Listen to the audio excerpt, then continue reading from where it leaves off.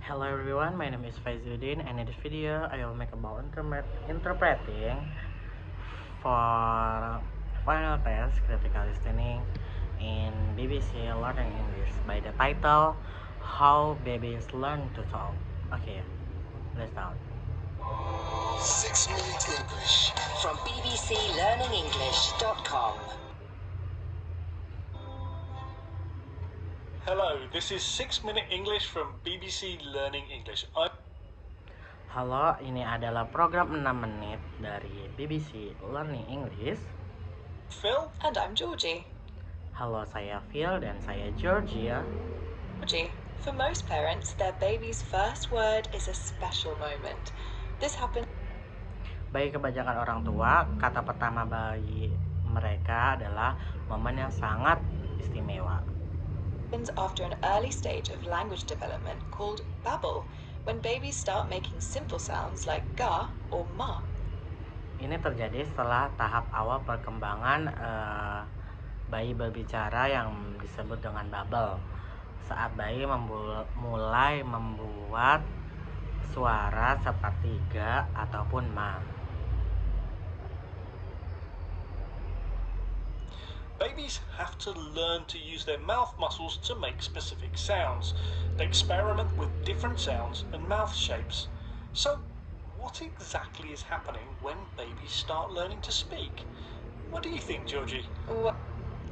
Bayi harus belajar menggunakan otot mulut mereka untuk menghasilkan suara.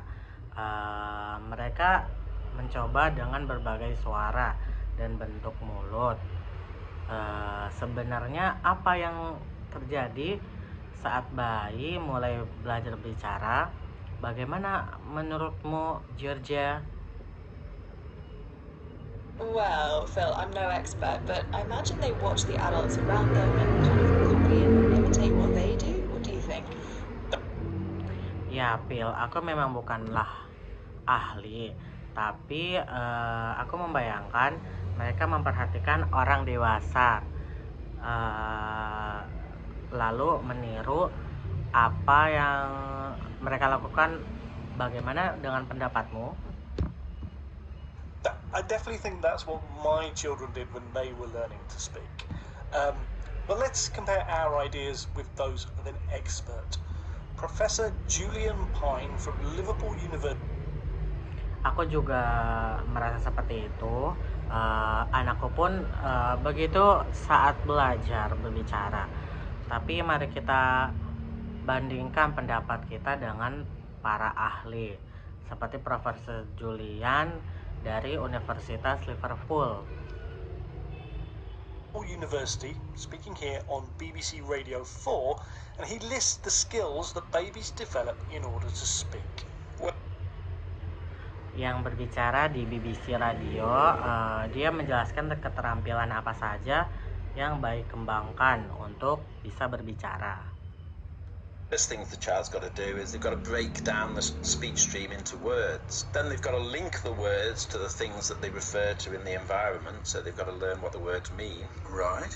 In this program, Salah satu hal pertama yang dilakukan anak adalah memecah rangkaian suara menjadi kata. Lalu mereka bayi-bayi itu menghubungkan kata-kata itu dengan benda-benda di lingkungan sekitar mereka.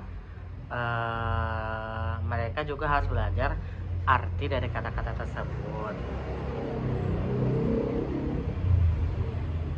this program, we'll discover how babies learn to speak, and as usual, we'll learn some useful new vocabulary.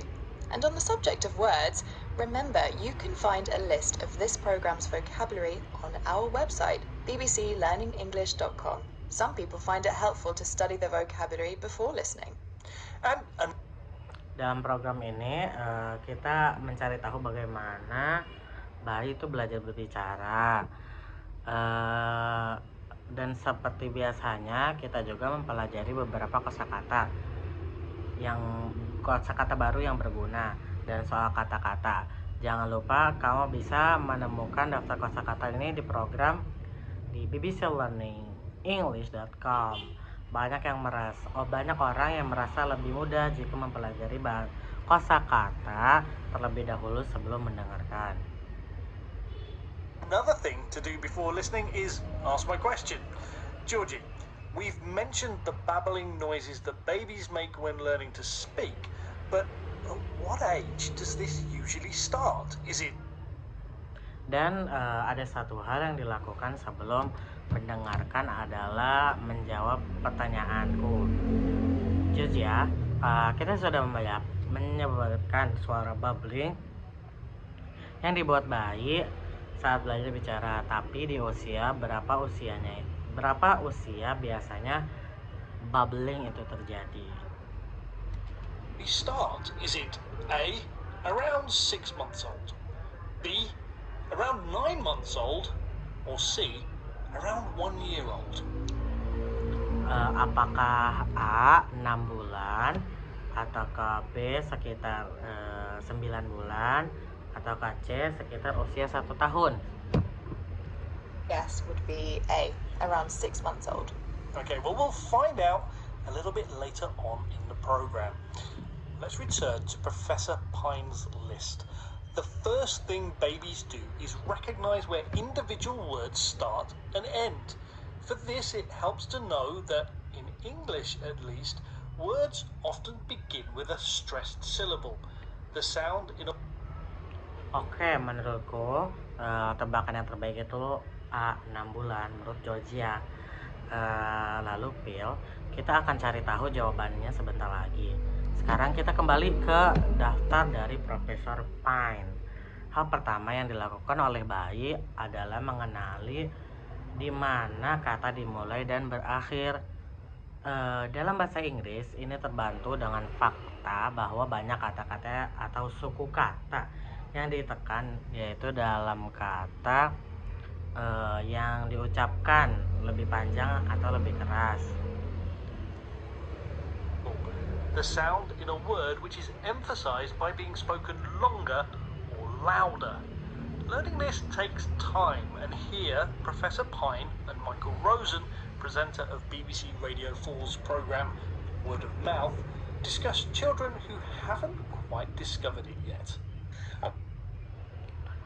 Belajar ini membutuhkan waktu. Di sini Profesor Pine dan Michael Rosen, pembawa acara BBC Word of Mouth, mendiskusikan kesalahan yang biasa dilakukan anak-anak sebelum memahami hal ini. See this in the kind of errors that children make, because little kids will often call the giraffe a raff by leaving off the unstressed syllable, because that's not typical English. Oh, and I've got an example of this. My son used to call a machine. Kita bisa melihat hal ini sering terjadi kesalahan yang dibuat oleh anak-anak, sebesar menyebutkan kata giraffe menjadi ref karena menghilangkan suku kata G, karena itu bentuk umum dalam bahasa Inggris. A smenge. He Yeah. just hit the stress. He didn't bother with the mut bit. Yeah, exactly. Well, he may have thought it was my smenge, of course. That's it. Yes. And the classic example, of course, is nana instead of banana. Yes. I think I. Dan aku juga punya contoh anak laki-lakiku. Dulu menyebut machine dengan smenge, dia langsung menekankan suku kata yang ditekankan dan tidak memperdulikan bagian ma. Ya, benar sekali, kata Profesor Julian. I call the mut. One error or mistake Atau bisa jadi dia pikir itu my smenge, itu memungkinkan lain. Dan contoh klasik tentu saja adalah nana, bukannya banana. Ya, bahkan aku pun kadang masih menyebutnya begitu. mistake infants make is calling a giraffe a raff because they cut off the first syllable G because it's not stressed. Salah satu kesalahan yang sudah dilakukan oleh bayi adalah menyebut giraffe sebagai ref karena mereka membuang suku kata awal yang tidak ditekankan. The classic example of this is when children say nana instead of banana. A classic example of something means the best example of it, one containing all the features you expect such a thing to have. For example, ants are a classic example of animals working together. Contoh klasiknya adalah saat anak-anak menyebut nana, yang berarti banana. Dan contoh klasik dari suatu arti yang contoh yang paling khas adalah yang punya semua ciri yang mewakili hal itu. Misalnya semut, ant adalah contoh klasik dari hewan yang bekerja sama. Skill babies develop as they learn to speak is correctly linking a word to the object it refers to. In other words, knowing what the word means. As adults, we Keterampilan kedua yang dikembangkan bayi saat belajar bicara adalah menghubungkan kata dengan benda yang dimaksud, atau dengan kata lain memahami arti kata tersebut. do this without thinking, but it's actually much harder than it sounds, as Professor Julian Pine explains to BBC Radio 4 program Word of Mouth.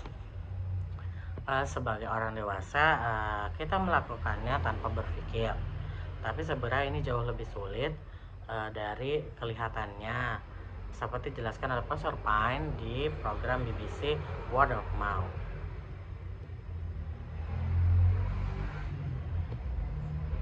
Well, we take for granted the fact that it's kind of obvious what words refer to in the environment, but actually, if you look at it from the child's point of view, it's really difficult to work out what a word refers to because there's so many things it could refer to. So, the speech signal is very ambiguous.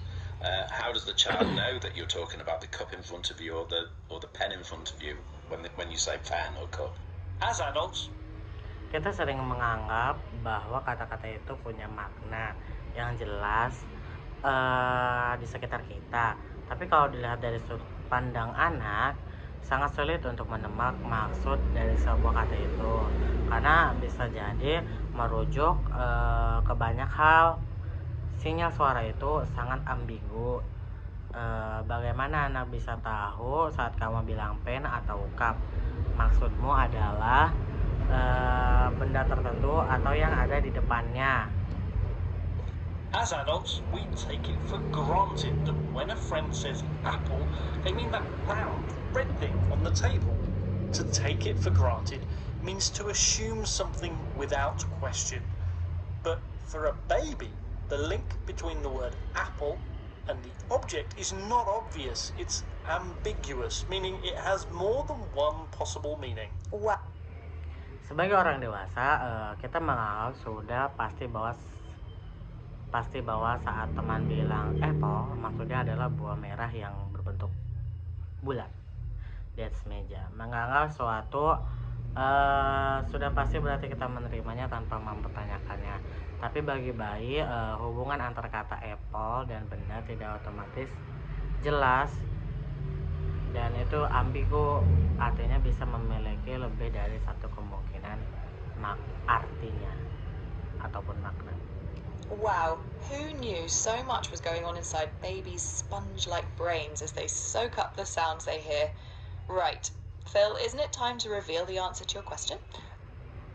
Wow, ternyata banyak sekali yang terjadi di otak bayi yang menyerap suara-suara di sekitarnya layaknya spons. Oke, Phil, bukankah sekarang waktunya untuk menjawab pertanyaanmu tadi? The question was, at what age do babies start to make babbling noises? Betul sekali, tadi aku bertanya di usia berapa bayi mulai membuat suara babbling. And I said it was around 6 months. Dan aku menjawab sekitar 6 bulan. That is the correct answer. Yay! Iya, dan itu jawaban yang benar. Iya. Babies start to do this when they're about 6 months old. Bayi melakukan itu ketika mulai berusia sekitar 6 bulan. Months old. Okay, let's recap the vocabulary that we've learnt, starting with babble, the meaningless noises babies make as they're learning to speak. The stressed syllable. Oke, mari kita pelajari dimulai dari kata bubble, bunyi-bunyi tanpa makna dibuat dari bayi mereka mulai berbicara. Word is the sound which is emphasized by being longer, louder, or higher. An error is a mistake. Suku kata yang ditekankan adalah bunyi dalam kata yang diucapkan lebih panjang, lebih keras atau lebih tinggi. Error berarti kesalahan. Example of something is the most typical example of it, containing its most important feature. Contoh klasik dari suatu contoh adalah contoh umum yang menunjukkan ciri utama dari hal itu. Features. If you take something for granted, you accept or assume it without question. And Take something for granted berarti menganggap sesuatu hal yang pasti tanpa berpikir lagi.